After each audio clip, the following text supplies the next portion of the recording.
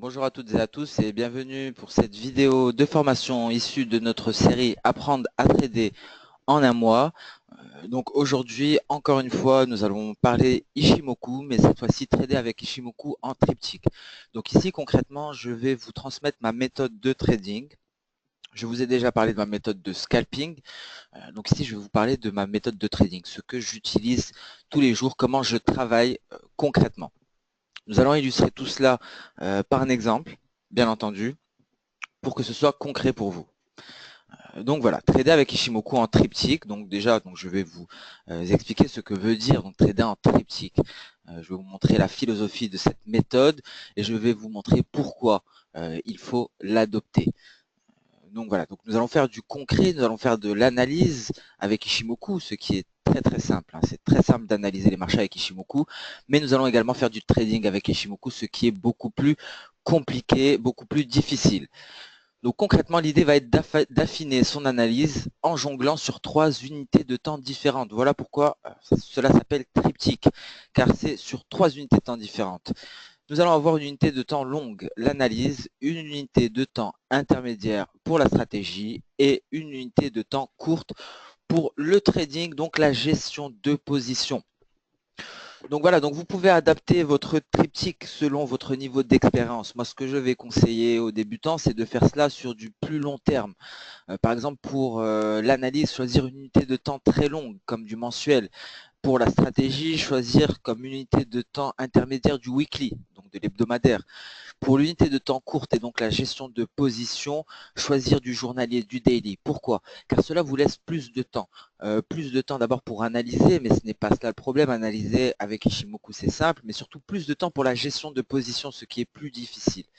Ça vous laisse le temps de réfléchir. Pour les plus expérimentés, bien entendu, vous pouvez raccourcir ces unités de temps-là. Mais pour commencer, faites déjà cela sur des unités de temps courtes. Donc ici, lors de l'analyse, nous allons faire le travail d'un analyste. Et concrètement, la gestion de position, ce sera le travail d'un trader. Je vous rappelle qu'un analyste, donc le travail d'un analyste, justement, c'est de fournir des scénarios. Un analyste va avoir au minimum 2 scénarios. Un scénario haussier, un scénario baissier. Il va vendre ces scénarios.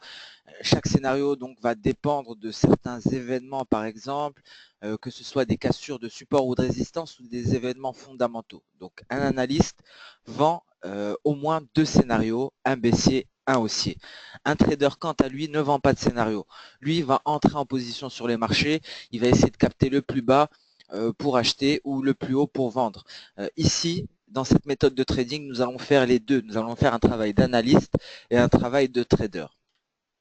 Nous allons passer directement sur la Trading Station. Trading Station, donc plus concrètement la Market Scope, donc l'interface graphique. Nous allons travailler ici sur l'USDN. Nous allons travailler sur de l'USDN sur 3 unités de temps. Pour l'unité de temps la plus longue, nous allons choisir le daily, le journalier. Pour l'intermédiaire, donc pour la stratégie, nous allons travailler sur du H4. Enfin, pour la gestion de position, nous allons faire cela sur du H1.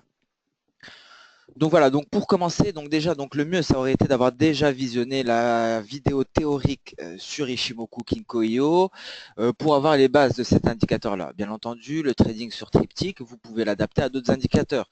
Vous n'êtes pas obligé de le faire avec Ishimoku. Moi, je le fais avec Ishimoku, c'est donc tout naturellement. Lors de cette vidéo, nous allons utiliser cet indicateur-là.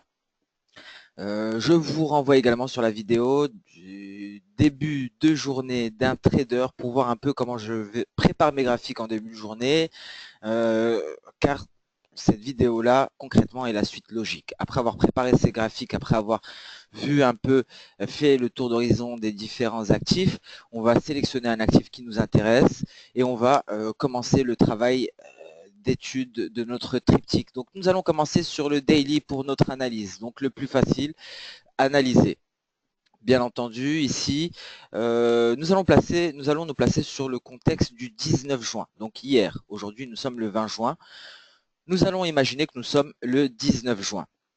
19 juin au matin. Concrètement, nous avons ici une bougie bleue environ à ce niveau-là. Nous nous plaçons vers le 9h-10h. Entre 8h et 9h, nous avons préparé nos graphiques. Nous avons fait le tour d'horizon des paires de devises. Nous nous sommes arrêtés sur l'USDN. Il est environ 9h, 9h30, voire 10h. Nous sommes à ce niveau-là. Donc pour mon analyse ici, je vois des prix qui sont en train de tester un niveau de Kijun. Je vous rappelle qu'avec Ishimoku, donc les signaux sont donnés par des cassures notamment de Kijun. C'est le signal le plus important sur Ishimoku. Nous avons ici également une lagging span. Si nous nous replaçons dans notre contexte du 19 juin, nous avons une lagging span à ce niveau-là qui est en train de franchir la Kijun également, tout comme ses prix. Donc concrètement, je vais avoir un biais haussier. Je suis analyste. Mon premier scénario est un scénario haussier. Je suis bullish sur l'USDN. Deuxième scénario, ce serait si les prix ne parviennent pas à casser ce niveau de Kijun. Donc là, j'aurai un biais, donc je serai baissier, donc bearish, avec des prix qui pourraient atteindre ce niveau-là, qui pourraient revenir rejoindre la Tenkan. Donc premier scénario, si les prix parviennent à casser la Kijun, ici nous avons un signal d'achat avec un take profit à ce niveau-là, un premier take profit qui pourrait être ici. J'ai un biais haussier personnellement car je vois des prix qui testent la Kijun et je suis haussier. Donc deuxième scénario, scénario de baisse, si les prix ne parviennent pas ici à clôturer au-dessus de la Kijun, donc je serai bearish avec éventuellement des prix qui pourraient revenir tester la Tenkan. Voilà pour mon analyse. J'ai un biais haussier, je descends sur le 4 heures pour ma stratégie. Donc sur du 4 heures pour ma stratégie à ce niveau-là, donc ici, donc j'ai déjà mis en place la stratégie, donc ce n'est pas grave. Donc ici, remettons-nous dans notre contexte du 19 juin au matin. Nous sommes à ce niveau-là éventuellement. Nous avons cette bougie bleue ici qui a un support à ce niveau-là. Donc nous avons une Tenkan qui est un support pour notre bougie. Nous avons également un niveau ici important, un niveau horizontal de SSB que j'ai prolongé ici. Donc ça, c'est mon niveau important à surveiller dans ma stratégie. Je l'ai détecté ici. Je vous renvoie à la vidéo de formation sur la théorie sur Ishimoku. Les niveaux de SSB sont des niveaux extrêmement importants à surveiller. Sur Ishimoku, nous allons jouer que sur des niveaux, que sur des cassures de Kijun et de niveaux horizontaux comme celui-ci. Donc celui-ci, je l'ai repéré, je le trace. Nous sommes à ce niveau-là, nous sommes sur cette bougie le 19 juin au matin. Concernant ma stratégie, je vais jouer essentiellement sur une cassure de ce niveau-là. Une cassure de ce niveau-là, donc pour ma stratégie, annoncerait un début de gestion de position en H1. À partir du moment où j'ai une cassure de ce niveau-là, je passe directement en H1 pour ma gestion de position. En H1, concrètement, ici, voilà, ma cassure a eu lieu. Nous sommes à ce niveau-là. Donc mon signal est bien là. Je vous rappelle que pour prendre en compte un signal, il faut attendre la clôture de la bougie pour que ce soit effectif. Donc ici c'est bon, j'ai mon signal. J'ai une lagging span qui est dégagée à ce niveau-là. Pourquoi ici ce n'était pas un signal? Ici nous avions eu un signal effectivement. Par contre à ce niveau-là nous avions une lagging span au milieu d'une bougie bleue. Je vous rappelle que pour le signal soit validé, il faut que la lagging span soit dégagée. Donc ici j'ai eu un signal effectivement, mais celui-ci n'a pas été validé. Donc pour ma gestion de position, ce n'est pas l'idéal. Donc la gestion, l'entrée en position a été reportée. Donc chose qui a été confirmée par cette bougie rouge qui fait un pullback et qui retraverse notre niveau des 111 313 ici. Donc je vous rappelle ce niveau-là qui est un niveau de SSB horizontal sur le H4 qui correspond à ce niveau-là que je retrouve en H1 ici. Donc à ce niveau-là, encore une fois, j'ai un signal, donc une cassure de ce niveau-là. Donc ce signal est validé par une lagging span cette fois-ci qui est clairement dégagée. Donc voilà, donc comme vous pouvez le voir concrètement, il y a beaucoup de signaux sur Ishimoku. Par contre, l'avantage de cet indicateur, c'est que cet indicateur va vous fournir des signaux, mais également des validations des signaux grâce au filtre qui est la lagging span. Premier signal le plus important qui est la cassure de la Kijun qui a été donnée à ce niveau-là. Par contre, nous avions une lagging span avec énormément d'obstacles, notamment une Tenkan, des prix, un niveau horizontal d'ASSB en H4. Donc ici, il n'y avait absolument pas de validation de ce signal-là. Ensuite, un autre signal cassure de ce niveau-là, de cette SSB horizontale, qui n'est pas validé par la lagging span, qui se retrouve ici dans une bougie bleue, donc qui n'est pas dégagée. Enfin, ici, j'ai mon signal avec une validation qui est donnée par une lagging span dégagée, donc j'entre en position. Gestion de position est faite. Ici, j'entre en position, j'achète. Ok, parfait. En termes de money management, comment je vais travailler ici? Donc, si je reviens sur ma stratégie, j'ai des niveaux extrêmement importants. Je vous rappelle que les niveaux sont plus importants sur des unités de temps longues. Donc, pour mon money management, je vais repasser en H4 concrètement. Donc, l'entrée en position, je vais le faire en H1. Pour mes niveaux de stop loss et de take profit, je le ferai en H4, étant donné que les niveaux sont plus puissants sur les unités de temps longues. Je peux le faire en daily également. Les niveaux sont extrêmement puissants en daily par rapport à du H4 ou du H1.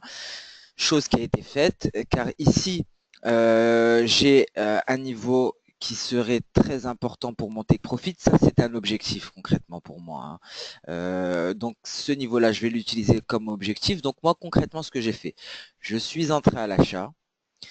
J'ai splitté mon ordre en deux. J'ai placé 2 ordres sur les marchés avec 2 take profit différents.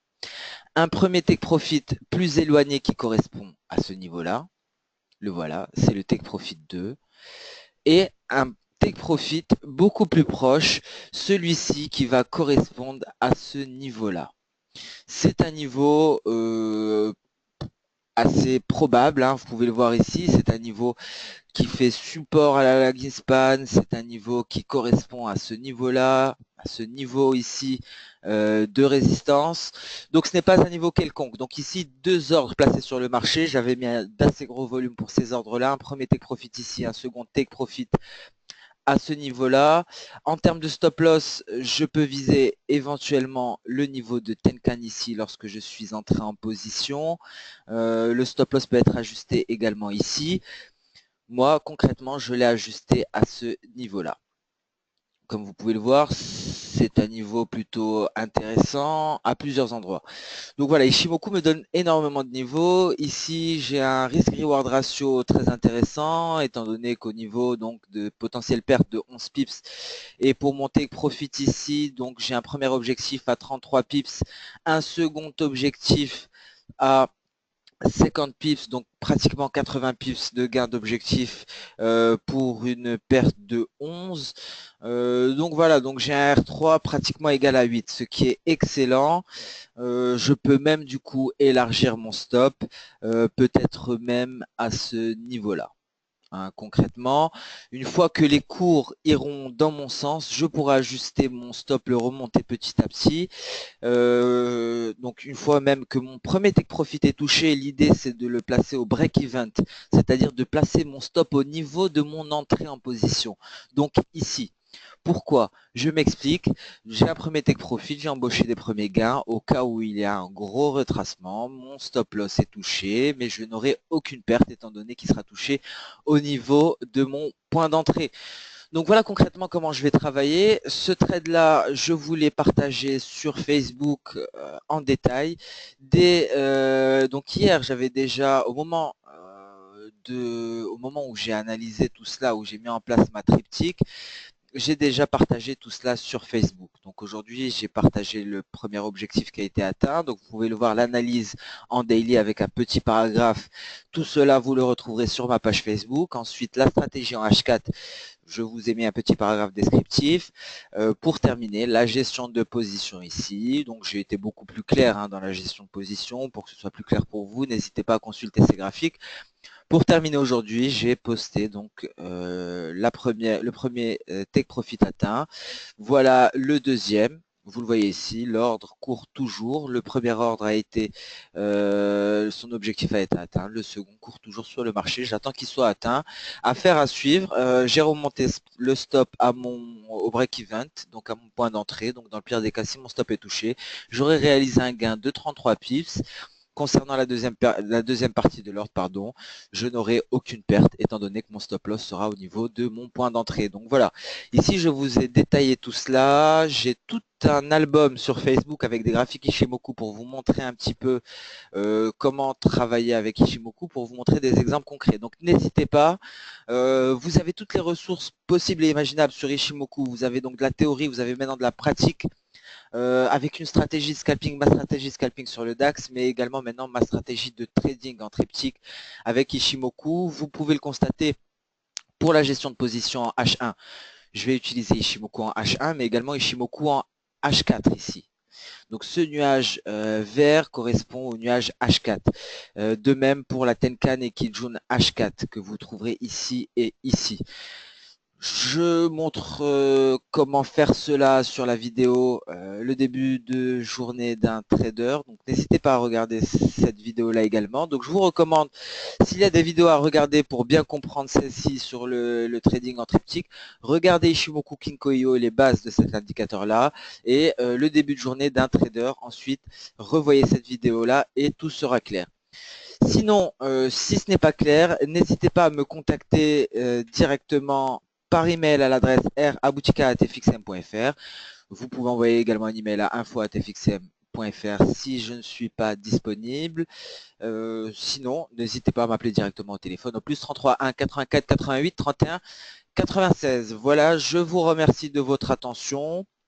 N'hésitez pas à faire des tests en démonstration. Si vous êtes débutant, faites du plus long terme, comme je vous l'ai dit pour les triptyques, avec une analyse peut-être en monthly, éventuellement une stratégie en weekly et une gestion de position en daily. Sinon, si vous êtes plus expérimenté, appliquez directement ma méthode avec mes unités de temps en démonstration pour voir si cela vous convient. Sinon, si ça ne fonctionne pas pour vous, n'hésitez pas à me contacter.